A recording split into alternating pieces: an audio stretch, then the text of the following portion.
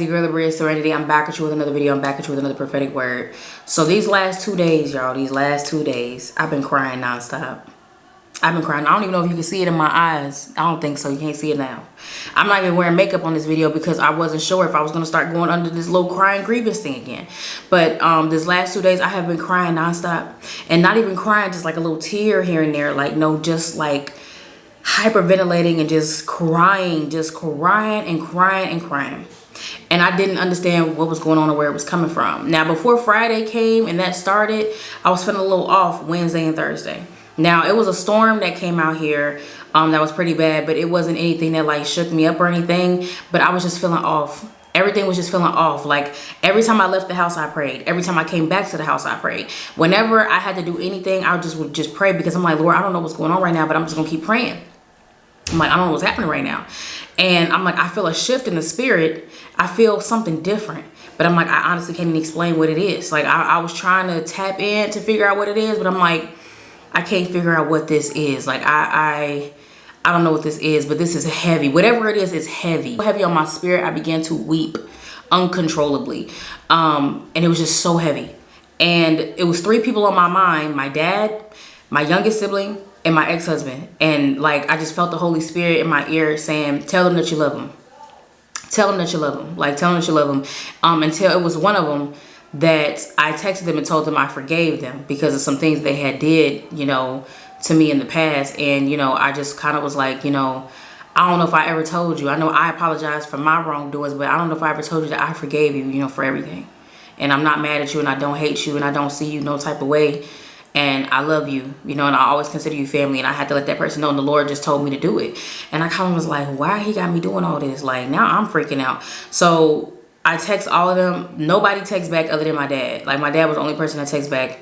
And I said some really, really deep words to my dad. Like, I really just wanted to let my dad know how amazing of a father he is and how grateful I am that he chose to be the man the Lord called him to be and not what his ego could have allowed him to be when it came to being a father, when it came to dealing with my mother, because, you know, my mother was not a pleasant person to deal with. And he could have honestly took the deuce up to her and us and been like, you know what, I'm not going to deal with this. I'm going to go try again somewhere else. Like, but he didn't do that. And he was dedicated and he was devoted even in the midst of all that was going on. And I just told my dad, like, I just want to say thank you for that. I want to thank you for not giving up. I want to thank you for just being the man that you are. And I wanted you to know how much I love you, and I would have never wanted any other dad, you know. And you're just amazing. And I'm just all this pouring out of my heart to my dad, just pouring it out. And I hadn't talked to my baby sister in almost 2 years, for other reasons. And something in me, I was just like, hey, you know, I haven't talked to you in like 2 years, but I just want you to know that I love you. I just want you to know I'm proud of you for, you know, getting your own apartment. And, you know, doing everything that you're doing and finishing school. And I pray for you all the time. And I hope all is well. You know, hug my fur nephew for me. You know, take care of yourself. And I texted my ex-husband and I said, I know we talked. And I said that, I know we talked before. And I said that, you know, I was sorry for the role that I played, you know, and the things that happened between us. But I said, I don't think I ever told you that I forgave you. I don't think I ever told you that, I wasn't mad at you or I didn't hate you. You know, I'm like, I just hope you know that I do forgive you for everything. Like, I know you didn't ask me for my forgiveness. Like, and he probably saw that message and rolled his eyes and was kind of like, girl, I didn't ask for your forgiveness. But I just let him know, like, hey, I forgive you. I forgive you for everything. For everything. And I love you and I always consider you family. And those 3 people were heavy on my spirit. And I sent out those text messages and I felt a lot better. But then I still was just grieving, crying on and off for the rest of the day. And I still was crying all Saturday and I just didn't know what this was. I'm like, Lord, what is going on? And throughout the day, songs just kept coming up and different things about death just kept coming up. Like, the 3 songs that kept popping in my mind was Donny Hathaway, For All We Know, Song For You by Donny Hathaway, and then the song by Kendrick Lamar, Sing About Me, Promise That You Will Sing About Me, popped in my mind. And I'm like, why are these songs popping up? Like, what's going on? What's going on? Wasn't just like me. Like, it's just like the world. Something was happening in the world that made me extremely heavy and grieved to the point where I was like, I can't even do nothing right now. I just need to sit with this. I just need to sit with this. I don't know if y'all been feeling the same way over the last couple days or something like that, been feeling like that to you, child.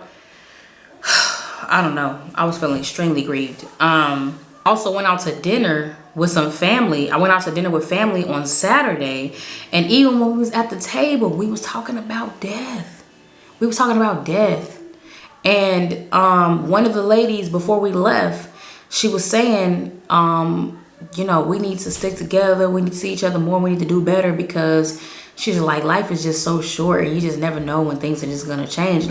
Then it's my daughter's grandmother's weekend to pick her up, and something in my spirit was like, keep her home. Something in my spirit was like, keep her home. And I was just like, I was like, I don't know. I'm like, maybe I'm tripping, but something in my spirit was like, do not let her go. Like, keep her home. And I kind of was like, okay. And then I never said anything to my daughter about it. I never said anything to her about that weekend. My daughter literally opens up her mouth on the way home, and she's like, you know what? I don't think I should go with my grandma this weekend. She said, I think I should stay home. Said that out of her mouth. And I didn't say anything to her about not going. I didn't say nothing to her about not going. So I'm just like, okay, that's confirmation. That's confirmation. I'm gonna just keep her home. And she ended up getting sick anyway, so that worked out. But something in my spirit was just like, keep her home. Keep the babies at home. And I kind of was just like, what is going on? What is going on right now? And so we stayed home. The kids got sick, and I just been, you know, taking care of them. Ain't nothing too serious, just a little cough. But I still was just like, man, like, what's going on? Like, the fact that my daughter opened up her mouth and was just like, you know what? I don't think I should go with my grandma this weekend. Even though I hadn't said anything to her about it, or even insinuated or let her believe like that she shouldn't go. And then when I got home, you know, and the night was settling down and I was reading my Bible, I opened up to continue reading where I left off, and I continued to read, and I ended up reading about the very things that I was feeling: gloom, judgment, grief, and warnings, and all that stuff like that, feeling off. Just for me to open up my Bible to that specifically, I was like, I almost closed my Bible, because I'm just like, Lord, my spirit already heavy. But I said, nope, I'm gonna go ahead and read. And every single thing I underlined, I'm like, okay, Lord, I get what's going on now. I get why my spirit is so grieved. Okay, Ezekiel chapter 7. Also, thou son of man, thus saith the Lord God unto the land of Israel, and the end is come upon the four corners of the land. Now is the end come upon thee, and I will send mine anger upon thee, and will judge thee according to thy ways, and will recompense thee all thine abominations. Then he had me underline verse 5, where it says, thus says the Lord, and evil, and only evil, behold, is come. Verse 7. The morning is come unto thee, O thou that dwellest in the land. The time is come, the day of trouble is near, and not the sounding again of the mountain. Verse 13. For sellers shall not return to that which is sold, although they were yet alive. For the vision is touching the whole multitude thereof, which shall not return, neither shall any strengthen himself in the iniquity of his life. Sword is without, and pestilence and the famine within. He that is in the field shall die with the sword, and he that is in the city, famine and pestilence shall devour him. But they that escape of them shall escape, and they shall be on the mountains like doves of valleys, all of them mourning every one for his iniquity. Verse 19. They shall cast their silver in the streets, and their gold shall be removed, for their silver and their gold shall not be able to deliver them in the day of the wrath of the Lord. Face I will turn also from them, and they shall pollute my secret place, for the robber shall enter into it and defile it. Verse 24. Wherefore I will bring the worst of the heathen, and they shall possess their houses. I will also make the pomp of the strong to cease, and their holy places shall be defiled. Destruction cometh, and they shall seek peace, and there shall be none. I will do unto them after their way, according to their deserts I will judge them, and they shall know that I am the Lord. And then he had me underline some other stuff, but in chapter 9, this really stood out. Chapter 9, verse 4 through 6, where he said, and the Lord said unto him, go through the midst of the city, through the midst of Jerusalem, and set a mark upon the foreheads of the men that sigh and that cry for all the abominations that be done in the midst thereof. And to the others he said in mine hearing, go ye after him through the city, and smite, let not your eyes snare, neither have ye pity. Slay utterly old and young, both maids and little children and women, but come not near any man upon whom is the mark, and begin at my sanctuary.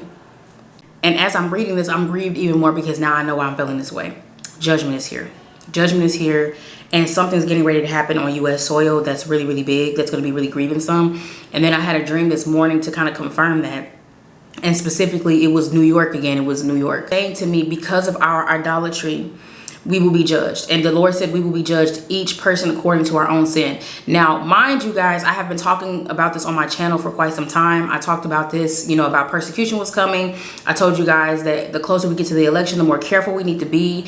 The terrorist attacks that are going to be coming and how things are just not going to be really safe. And I'm starting to discern it in the spirit to the point where if I don't have to go outside, I don't. And I asked the Lord, like, where I should go, where my kids need to go, where they don't need to go, like what's going on right now. Not paranoid, but just being mindful of the times that we're in. The Lord said it's coming to all four corners of the U.S. So all four corners of the U.S. and the Lord's anger is aroused. Like the Lord is upset with the United States of America. And I uploaded a video towards the beginning of the year where I was saying that the Lord was executing his judgment. We were in the courthouse and I saw divorce papers, and the Lord was saying all the reasons in which he is removing himself from the U.S. and how he's getting ready to execute judgment on them. And I told people to get right with God while they still could, to cut sin out of their life, to make sure they were in good standing with the Lord, because what's getting ready to happen, if you're not good with God, you are liable to be hurt. You are liable to be caught off guard. You are liable to not know what's happening when it begins. So you really need to be checking with God, doing self-examination and asking yourself, like, okay, God, is there anything you need me to do? Is there anything that you need me to make right? Is there anything that you need me to do before these things take place on U.S. soil? And he will show it to you. Any corrections that you need to make, anything you need to, if you need to leave a place, he's going to tell you. Okay, something evil has been sent out into the world. Something evil has been sent out to the world. There's already been evil, you know, in the world, but there's something really evil here now. There's something really evil about to happen right now. There's something really bad, like it's a really, really bad, heavy grief. It's going to cause a lot of grief. It's going to cause a lot of mothers to cry. It's going to cause a lot of people to just weep and mourn. Okay, that's what it is. That's how my spirit was feeling for the last 2 days. That's how a lot of people are going to be feeling in the times to come because of what's getting ready to happen. I don't know exactly what's getting ready to happen, but the Lord said it's a day of trouble. He said it's a day of trouble. So you guys need to be very careful when you're traveling to and fro. You need to really be discerning. It was one prophetic word I said, you really need to be listening to the Lord's voice. When he say go, you need to go. When he say no, it's a no. Okay, the Lord's saying it's life or death now. Like you can't be playing with God's voice, you know, with all this stuff getting ready to happen. If the Lord said go left, go left. If he said go right, go right. If he's saying don't go, if he's saying stay home, if he's saying don't do that, then don't do it. Because I don't know what's happening, this evil, this day of trouble that's coming, what that's going to look like for everybody and what places. But the Lord's like, you really need to be listening for him in this time. You really need to be listening for him. And the outage happened, I think, on Thursday or Wednesday. And I kind of was like, like this is, I dreamt about this. I'm like, I dreamt about this. And I'm like, this is just a sneak peek of what it's really going to be like. Next time, you're not going to be able to call anybody. Next time, you're not going to be able to send text messages. Next time, you're not going to be able to see if anybody's okay. So I kind of was just like, man, like this is just sneak peek. When the outage happened, I wasn't panicking or anything. I kind of was just like, I already know what's happening. Like I know what's happening. And I feel like that was just a test run. That was just a test run of them trying to see how people was going to react, or seeing how, you know, that went the first time around. That was the first time. The next time it's going to be lights out. Next time it's going to be phones out. You can't call, can't text, can't do nothing. Like I've told you guys many times before on this channel, to have your plans in place, have emergency escape plans in place, to always know where your kids are at all times, have people close to you where you guys have a plan, where it's like if these things happen, where you guys are to meet up, how that's going to go. Okay, you guys need to be having these conversations. I've been saying this for 2 years now. Even though these things are getting ready to happen right now, you can still have the conversation down. You can still say, hey, let's sit down as a family and let's talk. If these things happen, where are we meeting up? If this happens again, if we have another outage like we did on Thursday, and it's worse next time, what are we going to do? What are we to do if this happens again? Talk to your family. Forgive your family. Reach out to people and tell them that you love them, because y'all don't know what's coming. Y'all don't know. Lights have also been flickering in my house, which was strange, because I'm like, why the lights flicker in my house? None of the light bulbs need to be changed. It's just the lights have been flickering because something is going on. And I'm kind of just like, oh, Lord. The Lord says some of us are worried about bills and we need not be. He said some of us are so worried about bills, we're distracted from what we really need to be focusing on. And the Lord said that stuff don't matter. He said that stuff is not going to matter. The Lord said it is senseless to worry about money and debts because of what is to come, because of what is about to happen. He's like, what's about to happen? You're not going to be thinking nothing about that. Nothing about that. The Lord said many of the debtors are not coming to collect what they have sold to you. So some of you may have a house that's up for foreclosure. Some of you may have a car that needs to be repossessed. Some of you may have something that you're supposed to give back, or some type of arrangement where you were supposed to have some type of collateral taken from you, or maybe you were going to court for something, and the Lord is saying, don't worry about it. The Lord is saying, don't worry about it, because those people are not coming to collect. Them are just focusing on things that are important. A lot of you guys' cars, houses are not on the top of their list right now. Okay, a lot of these banks, a lot of these people are just cutting their losses, and they're saying, you know what, we're not even going to take this house, we're not even going to take this car, we're just going to let it ride. We're just going to let it ride. So a lot of you are going to see that these debtors are not coming to collect. So a lot of you have been paranoid, like, oh, they're going to take my car, they're going to do this, and the Lord is just like, don't worry about it, because what's getting ready to happen, they not coming for it. Like, they not coming for it. They not gonna try to take your house. They're not gonna try to take your car. It's not going to matter, because these banks getting ready to get shut down. All these places would, like, they're not gonna be able to take anything from you. So the Lord is like, don't worry about your bills. Don't worry about things that you're afraid of losing. If it go, it go. But he's like, if it don't, stop worrying about it, because the Lord is saying a lot of people are not gonna have things taken from them. So a lot of you are gonna be confused, because you're like, dang, they ain't came to take my car. They ain't came to put us out. I ain't got no eviction notice. I ain't got nothing, because of what's getting ready to happen in the world. Okay, they're not coming to get that car. They're not going to come put you out your house. They're not going to serve you an eviction notice, because they're going to have bigger fish to fry.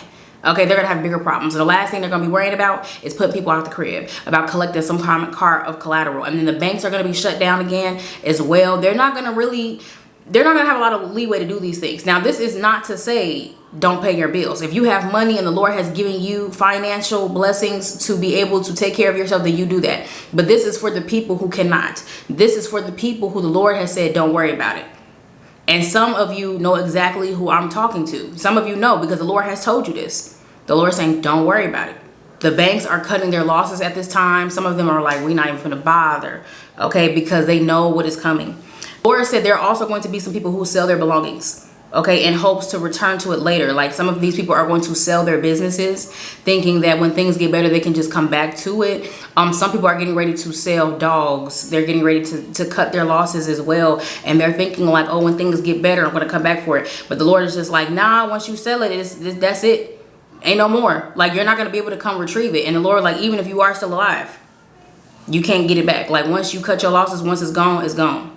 And whatever value is left will be left for the enemy. Okay, so there's going to be a lot of robberies. There's going to be a lot of like military stuff going on. There's going to be a lot of invasions and stuff. They're going to trying to be retrieve things of value from people. It's literally going to be the purge.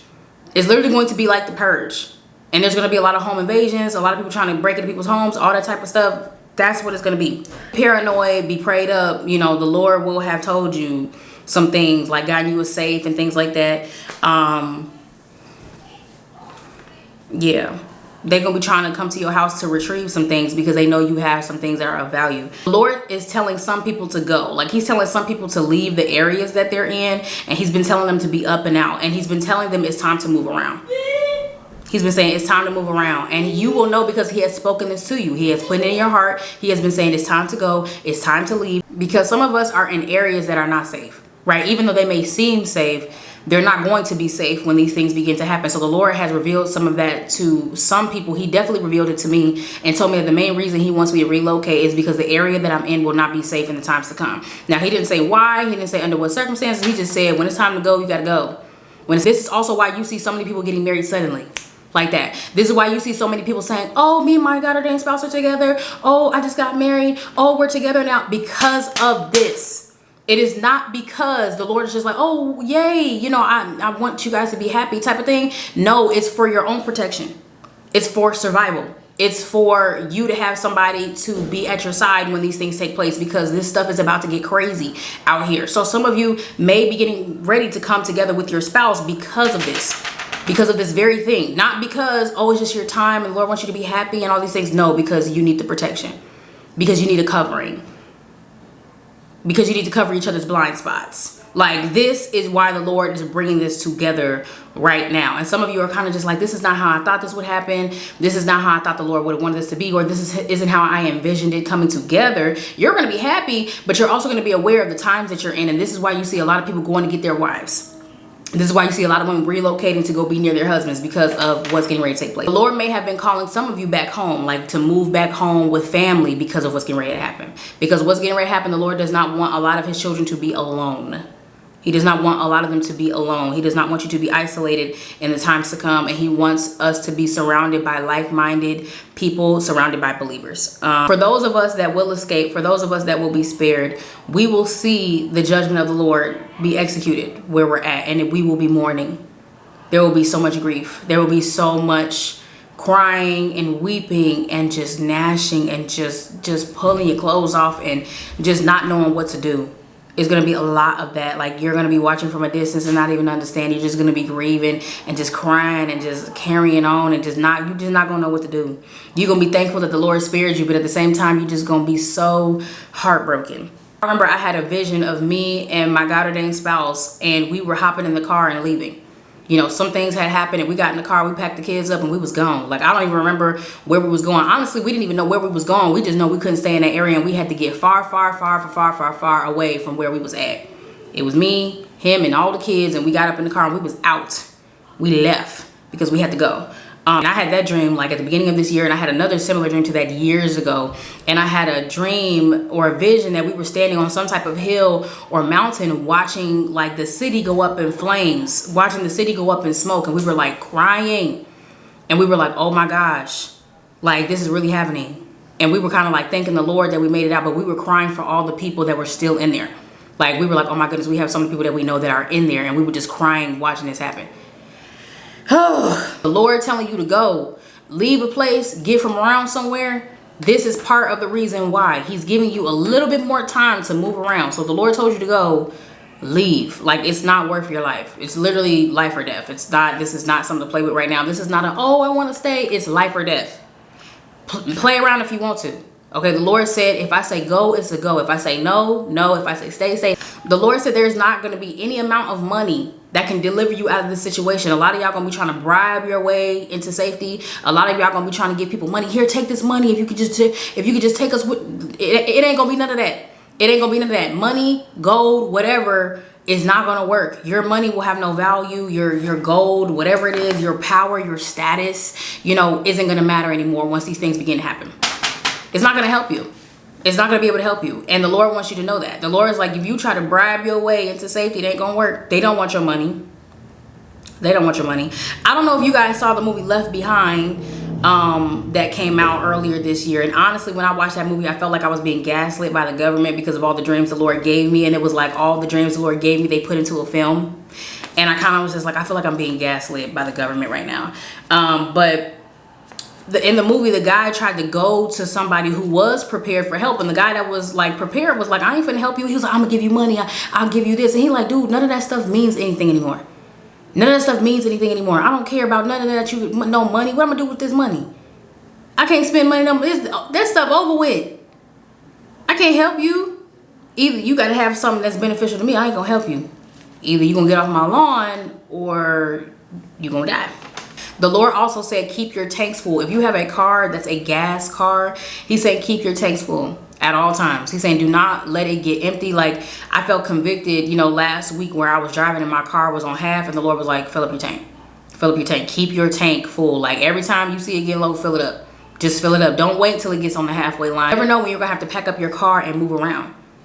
You never know. So the Lord is like, go ahead and keep your tank full. So a lot of you need to keep your tanks full, because what you don't want to do is something bad happens and your tank on E and you're trying to stop for gas while the world is in chaos and people are panicking. You need to keep your tanks full. So if you need to go, you can just hop in the car and go.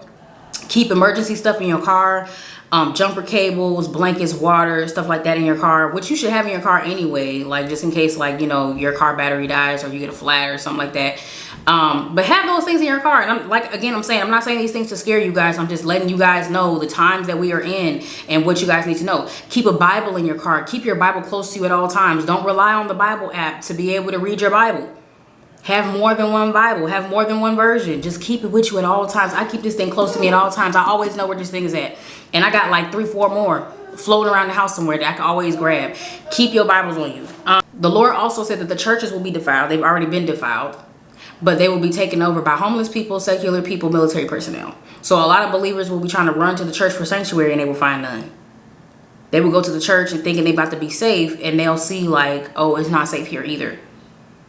And they'll be like, what's going on? If we can't go to the church, where can we go? If we can't go to our pastor, where can we go? They're going to be panicking. Okay, the churches will be defiled. They've already been defiled by the people who have been over them. Okay, and this is also part of the judgment. A lot of the Lord's temples will be desolate. Believers will go there for peace and refuge, and they will find none. They're going to be going there looking for peace. They ain't going to find it. In the purge, I kept having images of the purge in my mind. It's going to look just like that. It's going to just look like that once things pop off. It's going to look like the purge. And the Lord said he's going to handle all of us according to our own ways. That's why the Lord said a lot of us are getting ready to be put on trial. And he's getting ready to handle us according to our own sin, according to the way we lived our lives. Like, you know, and not just judgment as in like the day of judgment, but judgment here on earth as well. So the Lord is going to handle us according to our own ways. And if you're in good standing with God, if you are living for the Lord and you're constantly in a state of repentance and you're forgiving and you're doing all these things, like the Lord will see you through and you have no reason to be afraid. You just have to be very, very discerning in this time. But the Lord said he's getting ready to handle every single person according to their own sin. The Lord also restated that he is getting ready to cleanse the temples and judge the wicked. He's getting ready to cleanse the temples and judge the wicked. The Lord said he is executing judgment on churches that have come into covenant with idolatry. Places that have failed to worship the Lord properly. Things that have been going on behind the scenes. He's addressing apostates in this time. He's addressing a lot of false teachers in this time. He's addressing a lot of false prophets in this time. All this stuff is going to be happening at once. It may not all happen at once, like boom, boom, boom, boom. But it may be like this week, this thing happened. The next week, this happened. And the next week, that happened.